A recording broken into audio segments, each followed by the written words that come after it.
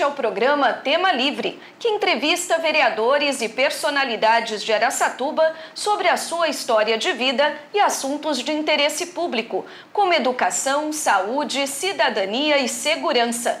Quem participa desta edição é o vereador Jaime José da Silva, o doutor Jaime. Nascido em Valparaíso, no dia 14 de junho de 1954, ele é advogado, professor da Academia de Polícia Civil, professor universitário aposentado e delegado de polícia aposentado. Está no exercício do seu 5º mandato no Poder Legislativo araçatubense, onde presidiu no biênio 2013-2014. Seja bem-vindo, doutor Jaime, desde já obrigada pela presença. Eu que agradeço sempre, é uma oportunidade ímpar estar aqui com vocês. O senhor é um decano no Legislativo araçatubense, sem sombra de dúvidas. Por que permanecer na vereança por tanto tempo? Num primeiro momento eu achei estranho a atividade, embora militasse já na política desde os 15 anos. A primeira pessoa que me induziu a essa atividade foi o Genilson Sench, era prefeito, né? Eu não podia votar ainda, claro, por conta da idade. Mas achei interessante as propostas, o jeito dele propor o assunto que precisava ser resolvido, aquilo que me tocava diretamente, uma vida muito difícil. Então eu pensei que isso precisava ser, agir proativamente. E integrei com vários grupos de alunos, os professores inclusive, conversava com eles sobre isso. Mas no momento seguinte, aí já na carreira de delegado de polícia, nós tínhamos uma atividade bem consistente com relação ao enfrentamento da criminalidade, e por conta disso também a imprensa fazia uma cobertura muito ampla do nosso trabalho. Às vezes mais de uma vez por dia a gente estava ali dando entrevista e tal, e uma receptividade muito boa do público. E o Sidney Cinti cismou que eu tinha que ser candidato. Eu escapei daqui e dali, né? Minha mulher também não queria, eles foram lá, ele, a Conceição, a esposa dele, aí convenceram minha mulher, ela falou, você não experimenta, tal, você gosta de... Aí fomos para lá. Bom, na sequência, entendi que essa atividade sobrepõe-se, do ponto de vista da importância, a todas as outras atividades.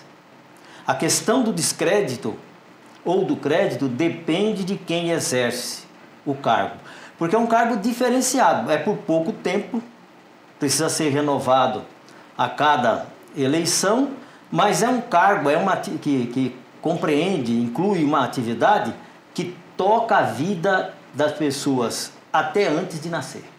É renunciar o eu pensando na coletividade, no outro, na coletividade. Né?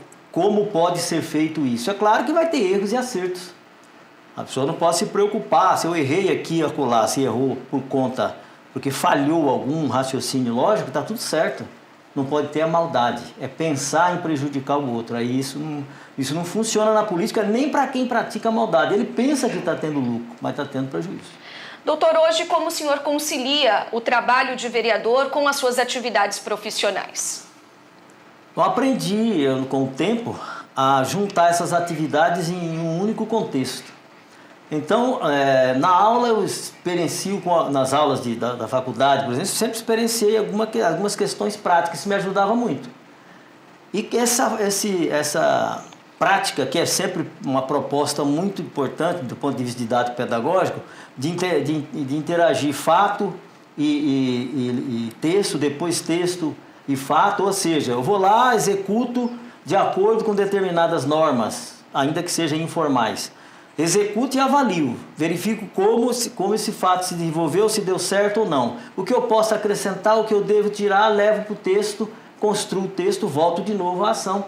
Então essa interação entre fato e texto e proposta me ajudou muito, facilitou demais. Então aqui também eu interajo com o escritório, até a clientela do escritório tem muito a ver com o pessoal daqui.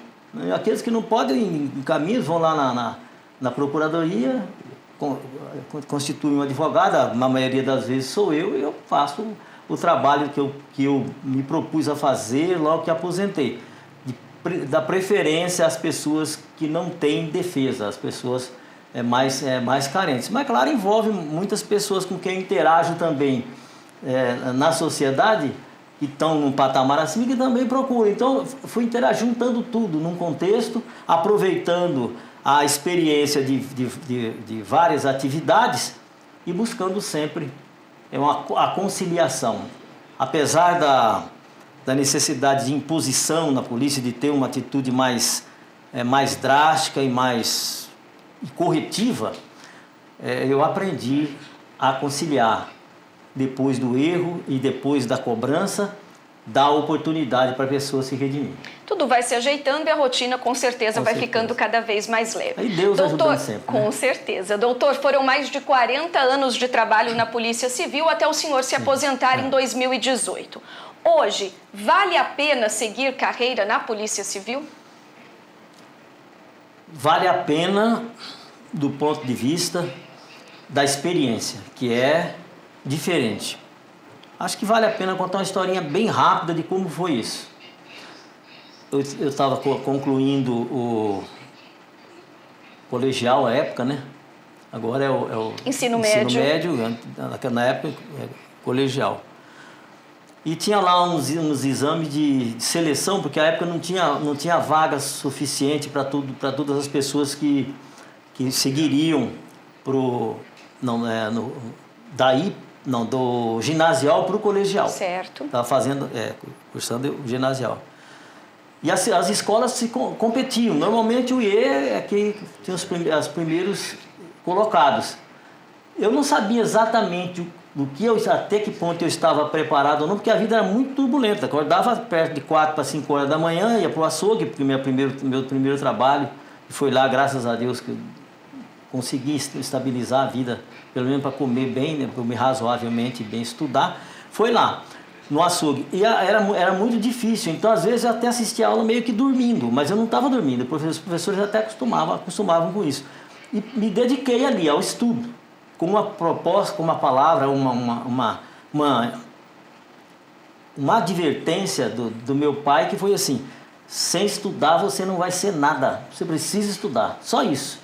Aquilo entrou eu, que sempre fui muito disciplinado em ouvir as pessoas. E o senhor incorporou aquele conselho. E coloquei aquele conceito. Bom, enfim, fui muito bem, mas eu não sabia que eu estava nesse patamar. Eu nunca me coloco, graças a Deus até, que isso facilita, né? Num patamar acima dos outros. Eu sempre acho que eu estou ali no meio, mas eu fui fazer o exame de seleção. E aí umas 3 ou 4 professoras, mas eu me lembro bem da Sinira Pereira e da Dona Aldade Lima, elas passaram no açougue, eu estava trabalhando. Aí ela chegou, parabéns e tal, né? Eu não entendi bem por que Porquê dos cumprimentos. Porquê dos cumprimentos e tal. Aí ela disse assim: você passou em primeiro e o filhinho passou em segundo. E nós estudávamos no Paraíso. Então, aquilo foi um momento importante na minha vida, porque elas disseram assim: você tem condições de passar nos concursos, mas olha só que contradição. Isso eu digo até que serve para a gente sempre observar para que serve o estudo. Eu tinha aquele conhecimento da sala de aula, mas eu não sabia, por exemplo, quem ia pagar o meu salário, eu não sabia o que era concurso público, eu não sabia nada disso. Ela me disse: você faz o concurso, me explicaram mais ou menos como era. Perguntei para o dono do açougue, falou: uma das vagas era na Casa da Lavoura, que ele teve ali pertinho do açougue onde eu trabalhava. Falei: é ali que você vai, me adiantou um dinheiro e fui lá, fiz a inscrição. Aí a outra era para investigador e carcereiro, uma porção de cargo na polícia. Fui lá, fiz a inscrição para investigador e carcereiro. Aí passei em primeiro lugar ali na casa, essas coisas eu não sabia que eu ia conseguir. Passei em primeiro lugar no estado para investigador, passei em terceiro para carcereiro, e eu falei: agora onde eu vou? O senhor pôde optar, inclusive. Optar. Para optar, aí que vem a questão, não é que eu tinha nem gostasse nem desgostasse da atividade policial. Eu tinha até um certo problema, por conta da atividade da polícia na ditadura. Porque eles chutaram a gente muitas vezes na rua, eu com meus irmãos. Então eu tinha essa resistência, né? Então eu falei: vou ver, é o salário. E aí o salário de investigador era muito mais alto de todos os outros. Falei: eu vou por aqui, seja o que Deus quiser. E não se arrepende da escolha? Não me arrependo. Não me arrependo porque aquela interação que eu morava num bairro da periferia, no TV, Planalto, aqueles bairros colados ali. E ali fiz amizade com pessoas em vulnerabilidade. Amizade de visitar a casa, visitar a mina, a gente dividiu o que tinha para comer, essas coisas assim. E aí, aquilo me deu, aumentou na minha concepção de vida alguns conhecimentos. Com a academia de polícia, que fiz com muita dificuldade, porque tive que ir para São Paulo pela primeira vez, não sabia me movimentar ali, mas enfim, consegui concluir a academia de polícia e consegui vir para Araçatuba. E aquelas pessoas que estavam comigo, minha dificuldade maior foi essa, porque eles diziam assim, eles me viam como amigo, mas me viam também como policial. Alguns afastaram, alguns ficaram e segui o curso da minha vida procurando entender as condições que eles se encontravam. Então nunca, por exemplo, nas buscas depois que passei a um cargo de comando, fui para delegado de polícia, eu nunca permiti que se extrapolasse o que é necessário. Então tinha uma frase que eu cunhei para colocar para eles: tudo o que é necessário se justifica pela própria necessidade. É necessário empurra, é necessário dar um pé do vidro, dê o pé do vidro. É necessário quebrar a perna, quebra a perna. É indispensável para salvar a sua vida, matar, mata. Então, porque você não pode tirar isso da cabeça de quem está lidando na criminalidade. Mas está bem dentro de um contexto. Olha, se você ultrapassar, se você fizer isso além do limite, ainda que seja um xingamento, é abuso de autoridade. Doutor Jaime, tendo em vista toda essa sua experiência na Polícia Civil, como o senhor avalia hoje a segurança pública? Infelizmente, a segurança pública sempre tem um viés, um pouco para mais, um pouco para menos, e isso descompensa demais. Aí eu falo com conhecimento de causa, mas tem que registrar, mas não como pretensão de que seja isso exatamente o certo. Mas é aquilo que eu extraí de toda essa vida de trabalho na polícia e da experiência, porque a minha tese de mestrado, por exemplo, foi focada todinha, e as pesquisas todas, na segurança pública e nessa interação da segurança pública, judiciário e Ministério Público, que é uma questão que precisa ser resolvida definitivamente, com autonomia de fato e de direito para a Polícia Civil investigar com exclusividade. Essa é a atividade da Polícia Civil que está lá na Constituição e não se cumpre. E não cumprir a Constituição significa descaracterizar o contexto maior, que pressupõe todas as questões menores. Então não é uma questão de ser maior, de ser melhor ou pior, mas a investigação tem que ser destinada a um órgão específico, com exclusividade, para que não haja abuso e para que haja eficiência. A proposta de resolver a questão da criminalidade, distribuindo, comprando um mundaréu de viaturas e soltando na rua, fazendo patrulhamento, é algo inadmissível, absurdo. Tanto a Guarda Civil como a Polícia Militar.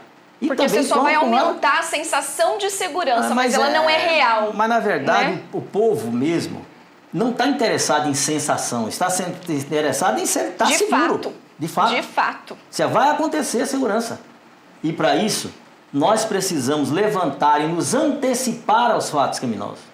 Tem condições para isso? Hoje tem. Lá atrás, logo depois, não no começo da carreira, mas do meio para frente, já estava convicto disso. Como é que a gente fazia essas investigações? Como é que se levantava uma delegacia que nós chegamos a ter só seis investigadores? Nós apreendemos 2 aviões com tráfico, 1.158 quilos de cocaína e tantas outras que foram feitas, quadrilhas que a gente prendeu por aí, tudo com pouca gente, com pouco recurso e com algumas travas que depois foi tirado, gosto sempre de registrar, pelo Dr. Nelson Reis Alves, que em determinado momento era o delegado regional, me chamou e disse: de agora em diante você não precisa dar satisfação a ninguém. Se quiser dar, a mim dá, se não quiser não precisa também. Você está solto para fazer o serviço. E aí nós fomos fazer vários. Recuperar veículos fora do país para colocar para dentro, que era um mundo de dinheiro, né? Os caminhões caros, quase zerar aqui aquela questão de furtos de veículos que eram tudo remarcados, isso era comum. Parou? Claro que não parou, mas naquela época a gente conseguiu, trouxemos todos, como por proposta minha e o aceite dele, trouxemos todo aqui, ó, para General Glicério. As vistorias éramos nós que fazíamos para não correr risco de passar um veículo e fomos zerando essa questão. Então foi uma atividade, sem falsa modéstia, muito profícua para mim e para a população. Então a segurança pública precisa focar na antecipação do fato criminoso e atuar com objetivos específicos de onde vai agir, por quê, de que maneira, com quantos. Vou lá, levanto, quanto pode ter? E qual será o potencial de reação? Para que essa reação seja contida sem precisar necessariamente matar.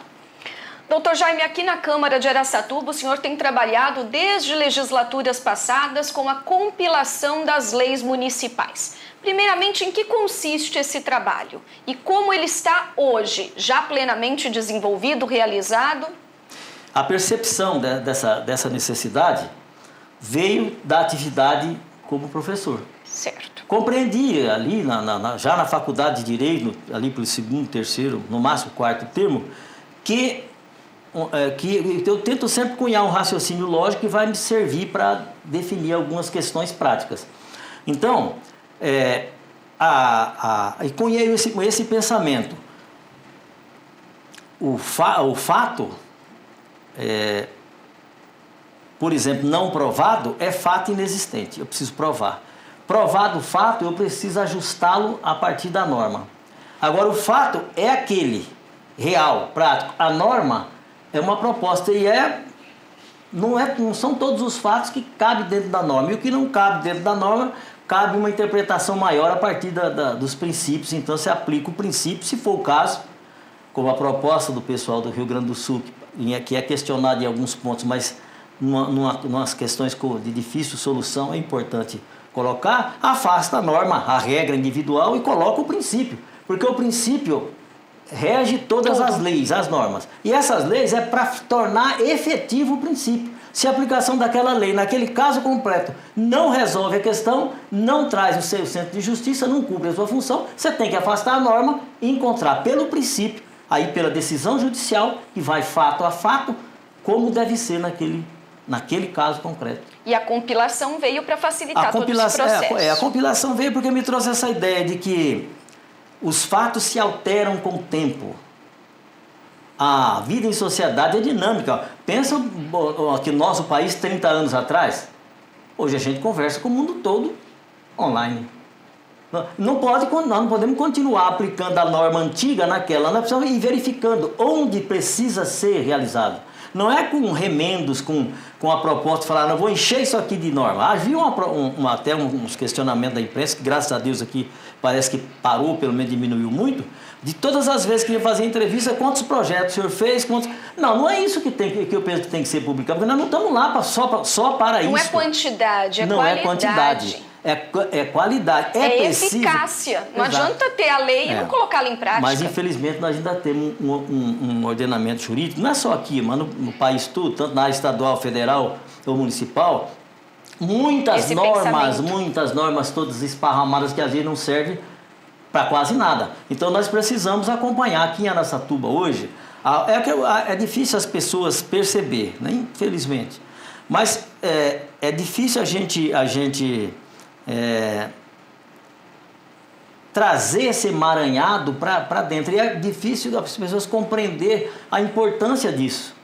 Porque há algum tempo atrás, então uns 10 anos antes da compilação, por exemplo, o que eu ouvia, então, de novo a interação, o que eu ouvia dos advogados era exatamente isso. Eles não conseguiam achar uma norma no ordenamento jurídico de Araçatuba. Saía procurando para tudo que é lado, perguntando para as pessoas, tinham que vir a ver aqui na Câmara. Uma coisa absurda. Hoje, se eles quiserem, basta entrar no site. Está compilado tudo por área, né? Tudo por área. Voltado para idosos, pessoas com deficiências, gestantes. Ele vai digitar um desses dados de identificação do que ele precisa e já vai remeter para... Porque isso é fundamental. Você teve alguma percepção disso? Acho que nem a OAB se percebeu disso, mas eu vou levar para eles. Vou levar, por exemplo, a cartilha, vou levar lá na OAB a cartilha que nós fizemos agora, que está dentro do contexto da compilação, porque essa cartilha começou... Facilita o trabalho. Facilita. E começou assim. Nós íamos pedir o voto, depois do primeiro mandato, foi no segundo mandato, vai pedir o voto nas casas e tal, vem a pessoa com aquele monte de coisa para pagar, né? E que nós temos que conversar com jeito, aqui eles já estão acostumados com aquilo, a chegar perto da eleição, resolver os problemas todos com as pessoas, aspas, comprando os votos. Infelizmente alguns. Então, e aí eles chegavam com aquilo, eu disse, isso não pode, isso aí eu não posso fazer, isso aí é ilegal, certo. Bom, água, luz também não, algumas vezes paguei água e luz, porque estava numa situação tão difícil, que eu chamei o pessoal da equipe, falei, vocês voltam aí depois, manda colocar a água e a luz, porque tinha gente doente, gente passando fome, não tem água nem luz, como é que vai fazer? Agora não pode fazer agora, pagar agora, vai achar que nós estamos trocando voto. Certo. Não peça voto, mas resolva o problema. Aí o pessoal vai dizer, parece hipocrisia, porque depois, lógico que a pessoa vai votar com a cabeça deles, não é com a nossa, na nossa consciência não tem troca. E aí, fizemos uma legislação própria para resolver essa questão do imposto, porque era o que mais atormentava eles, perder a casa, porque é a única dívida que implica em perda do imóvel, né? Se for a justiça. E a legislação prevê várias isenções e muitas vezes a população desconhece. Exato. Aí nós propusemos aquelas leis que estão aí hoje em vigência, que parece que é de todo mundo, mas aí a gente tem que reivindicar a autoria, porque não é de todo mundo, a paternidade, fomos nós que pesquisamos com o nosso conhecimento jurídico, buscando dar consistência para isso. Fomos lá, o pessoal chega com os carneiros, não pode e tal, eu falei, eu preciso resolver isso aqui. Como é que uma pessoa que não tem o que comer, às vezes não tem o que beber, como é que pode pagar imposto? Fui lá no Silvio Venturoli. O professor disse para mim assim, você quer quebrar o município? Eu falei, não quero quebrar o município, eu quero resolver o problema de quem não pode pagar. É questão de justiça. Convenci-o a ir lá no departamento jurídico. As pilhas de processo que aquele tempo era tudo. Falei, quanto o senhor recebe daqui? Ele começou, eu falei, não, chama a pessoa que cuida aqui. Chamou, quanto recebe? Não recebe nada, o senhor não recebe nada e não vai receber, porque ninguém vai deixar de comer para pagar imposto. Vai comer primeiro, porque senão morre. Claro. Então não tem sentido. Mas aí vai para a rua. Eu falei, vai para a rua, o senhor vai ter que, o senhor vai ter que dar comida e vai ter que arrumar um lugar, o cara vai ficar onde? Na rua? O senhor vai ter que acolher. Desiste, professor. Não desistiu. Não desistiu, aí nós fizemos a lei. Fazemos a lei pensando que poderia, foi vetada. Vetou, nós derrubamos o veto, entrou na justiça. Bem, o certo é que, mais ou menos entre 6 e 9 anos, me lembro bem, voltamos outra vez para a campanha e tal, o pessoal, ganhamos no tribunal. Na justiça. Bom, vamos fazer a eleição, depois da consolidada lei, as pessoas estão do mesmo jeito. Falei, mas gente, vocês não precisam pagar o imposto. Caiu a ficha. Não tinham condições nenhuma de compreender, nem de saber onde procurar isso, onde procurar os seus direitos, conciliando, é claro, com as suas obrigações, né? A obrigação, cumprir a sua obrigação tem direito, não cumprir a obrigação não tem direito. Bem, colocar essa questão para o povo de um modo geral. Aí construímos toda uma estrutura com várias pessoas que, infelizmente, não lembro de cabeça o nome, mas um deles é o Aguinaldinho. As pessoas me ajudaram demais com o conhecimento da prefeitura. Montamos uma estrutura, um questionário todo pronto ali e um requerimento. As pessoas, no momento seguinte, persistiam, porque aqueles que iam pedir o voto, muitos que iam pedir voto, diziam que isso aí era uma manobra minha para ganhar voto, o pessoal não acreditava, então não ia atrás. Tive que desfazer tudo isso. E gerou, então, uma orientação em vários bairros, onde primeiro não tem mais a população mais carente, e a gente fazia tudo, ele só assinava. Assina aqui. E deixa esse documento, tirava cópia, juntava aquilo. Foi mais intenso no governo do Cido Sério, tem que agradecer, a gente tem que agradecer sempre quem participa, e ele foi sensível a isso e ele disse para mim, você traz aqui, pode entregar aqui no meu gabinete, eu vou mandar por coisa e eles vão receber o carnê quitado. Hoje é um direito consolidado. Hoje é um direito consolidado, parece que não é nada, mas é muito importante, porque não foi fácil, havia um questionamento, que a hipótese de incidência, que é o fato, agora de novo o fato e a norma. O fato leva a ideia de que é obrigado a pagar, é mesmo. Qual é a hipótese de incidência do imposto predial e territorial urbano? A propriedade de um imóvel urbano. urbano. Então, se ele tem um imóvel urbano, ele tem que pagar IPTU. Nós fomos buscar, depois de muita pesquisa, e conseguimos trazer para dentro desse assunto dessa discussão, um princípio basilar que resolve isso, da incapacidade contributiva. Trouxe ele para dentro e disse, realmente a hipótese de incidência está aí. Mas a capacidade contributiva inexiste nesse caso, então ele não tem que pagar. Aqui na Câmara, para fazer essa análise legal, jurídica, constitucional dos projetos que tramitam, existe a Comissão de Justiça e Redação, da qual o senhor é o presidente.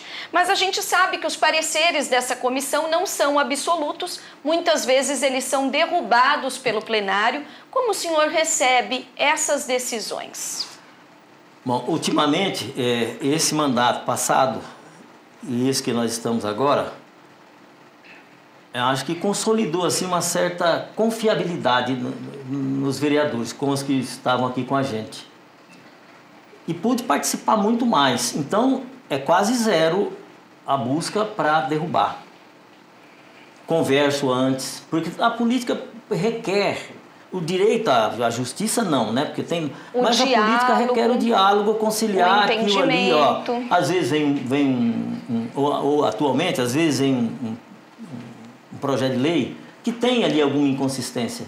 Então, vou lá, converso, às vezes ele entregue para mim o projeto, eu vou, conserto o projeto, devolvo para o vereador. Você pode colocar que agora passa tranquilo, para não contaminar a estrutura da legislação municipal, mas também para garantir ao meu companheiro, garantir para ele o seu direito de propor. Porque ele é vereador. E esse é um ponto que no passado nós tivemos alguns problemas. Maluri, o professor Silvio, principalmente, esses dois, realmente eram muito estranhos. E achar que o vereador é subordinado. E eu digo, não, o voto não é seu. E quem delibera é o vereador, você tem que respeitar. O que ele deliberou. Quem vai julgá-lo, não, mas isso aí não serve, está prejudicando. Quem vai julgar não é o senhor. Quem vai julgar é a população quando chegar o momento de votar. Não é o senhor. Ele representa. O voto dele tem que valer. Essas posições que não são da boca para fora, está na prática, na relação com todos eles, sempre me levou também a esse cargo mais espinhoso, que é da liderança, mas que enriquece pela experiência, me força a lapidar um pouco o perfil que veio da polícia, um pouco mais autoritário. Então, tudo na vida é experiência, e toda experiência serve, basta a gente prestar atenção. Falando agora sobre mobilidade urbana aqui em Araçatuba. A cidade tem mais de 200 mil habitantes e praticamente um veículo para cada morador. A cidade precisa debater com urgência essa questão? Urgentíssimo. Bom, nós fizemos aqui com relação, já há algum tempo está complicado, nós fizemos aqui na Câmara um fórum sobre mobilidade urbana, o único que teve aqui. Um fórum de alto nível, porque eu não quero aqui, vir aqui com questões teóricas e tal, não, eu preciso de alguém. E descolamos um cara em São Paulo, e aí tem que agradecer o Carlinhos, que o pessoal às vezes questiona, mas eu não tenho ideologia e não mexo com isso. Não quero saber quem é, eu quero saber o que eu estou pensando e tentar adequar, ver isso aqui é razoável, confiro com um, com o outro, tudo bem, mas não tem ideologia de fazer, que na minha concepção é algo que bota o tapa na pessoa e ela fica lá, tudo pode fazer a desgraceira que fizer, mas esse aqui é o meu e aquele lá é o do outro. Isso aí não pode existir na convivência social. Nós temos outras coisas mais importantes, conciliar a nossa família, os nossos amigos, a interação com as pessoas. Nós não podemos ficar obrigando a pessoa nesses aspectos a ser esse ou aquele ou aquele. Isso aí está errado. E a gente tem que se posicionar. E não olhando para ideologias, foi realizado um fórum sobre mobilidade urbana na cidade. Mobilidade urbana. Que veio várias pessoas de várias áreas políticas, mas pessoas com conhecimento. Porque só a atividade a política, só a experiência política, É importante, mas não é suficiente. Precisa estudar, pesquisar o que você vai propor, porque afinal de contas é algo que você tem uma parcela do poder, isso é um cuidado que você tem que tomar, isso é um compromisso muito sério, você tomar muito cuidado com o que você está fazendo, até o que você está falando na rua. Porque e depois de toda essa discussão, doutor Jaime, teve avanços aqui na cidade? Teve avanços, mas só foi surtir efeito com o dilador. Montamos tudo isso e mandamos para o executivo com a proposta fosse simplificar, que não vai dar para colocar tudo agora, mas assim, a primeira proposta. Nós precisamos destravar o trânsito urbano, que é uma proposta científica que foi feita nesse fórum. Nós precisamos destravar as artérias. As artérias precisam estar livres. Não importa que área da cidade elas estão, mas elas precisam ser desobstruídas, desde das vias de acesso na interação com as outras cidades, ao acesso ao centro da cidade. Precisa desobstruir tudo. Vamos focar nas artérias. Vai ficar algumas ruas esburacadas, não tem problema. Fica esburacada por algum tempo, porque a pessoa vai andar 3 quarteirão, ele até vai desviando do carro 3 quarteirão, mas quando ele pega a artéria e segue o caminho, ele vai ficar feliz. E ele precisa chegar no trabalho em condições, com meios de chegar lá mais rapidamente, com menor preço, porque o custo, eles trouxeram inclusive isso também, o custo sobre a manutenção dos veículos, o consumo de combustível, a poluição por conta da mobilidade é absurdamente alto. Mas é um detalhe que a pessoa considera mesmo como detalhe que não tem importância, mas tem muita importância. Então essas artérias, quem desobstruiu? O dilador desobstruiu todas elas. Nós pontuamos algumas. Mas a mais importante, que estava mais uma questão de coração, de consciência, do compromisso que tinha com o pessoal do outro lado da cidade, foi a Avenida 2 de Dezembro, que para mim já trazia assim, sou assim muito... Esse tipo de cidadão batata eu vou ficar devendo eternamente, porque eu sou araçatubense de coração. E a avenida foi uma obra importante aí, exatamente, principalmente para a mobilidade urbana. O dilador Borges que nós fizemos foi essa. Era cheio de mato. A data de aniversário da nossa cidade, 2 de dezembro. A 2 de dezembro, onde é que não existe 2 de dezembro? Enfiada no meio do mato e tal. E um dia eu estava dando aula ainda na faculdade, no primeiro mandato, ele me ligou e falou, você precisa ir lá na reunião que vai ter lá no TV e tal. Eu não compreendi bem, mas a gente sempre trocava algumas ideias. Eu falei, eu vou lá, deve ser interessante, porque eu não ia chamar se não fosse.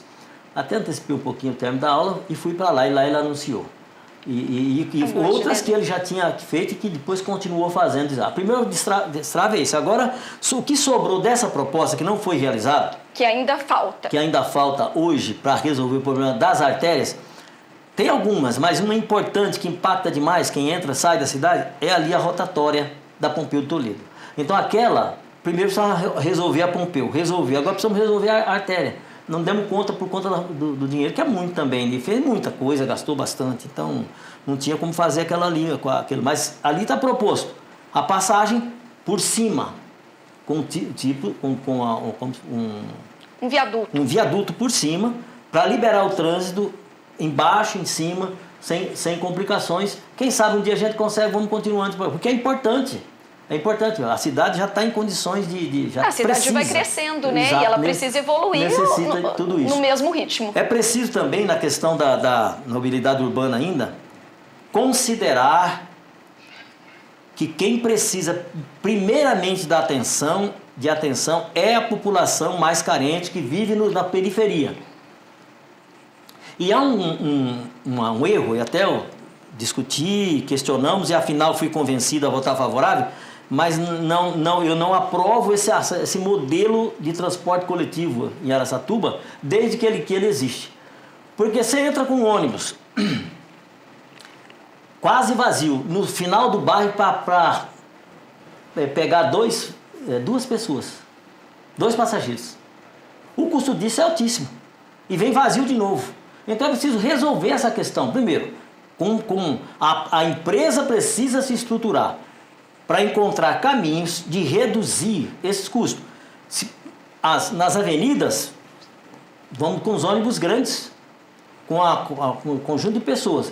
Na periferia, recolhe com ônibus menor. Veículos menores. Para nos pontos essa é uma proposta também científica, de lá, do pessoal desse fórum que nós fizemos.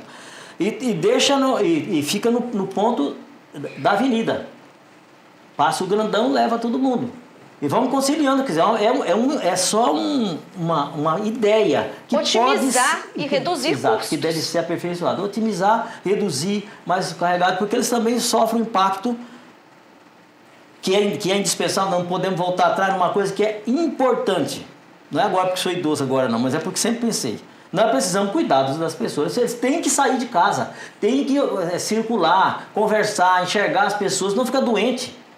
Experimenta. Às vezes as pessoas questionam, falam, experimenta ficar lá um mês dentro da tua casa sem botar o pé para fora. Ou para botar só na rua, sua rua, todo dia, você vai ficar doente. Precisa passear, precisa ir nos parques, até, entendeu? É isso o que a gente pensa da mobilidade urbana e é uma proposta que a gente vem batendo sempre, tentando, às vezes não colocamos, acho que é uma das poucas vezes que estou colocando agora aqui, porque às vezes impacta politicamente, o pessoal começa a achar que eu que vou ter a vantagem, que isso e aquilo, mas eu não faço exploração disso, porque eu acho que isso é a minha obrigação, me preparar para contribuir. Está certo, Dr. Jaime, muito obrigada pela sua participação no programa Tema Livre. Eu estou mesmo assim muito feliz e emocionado em poder discutir tudo isso aqui, falar, para isso que serve a nosso meio de comunicação. Obrigado a todos. Nós que agradecemos. A todos.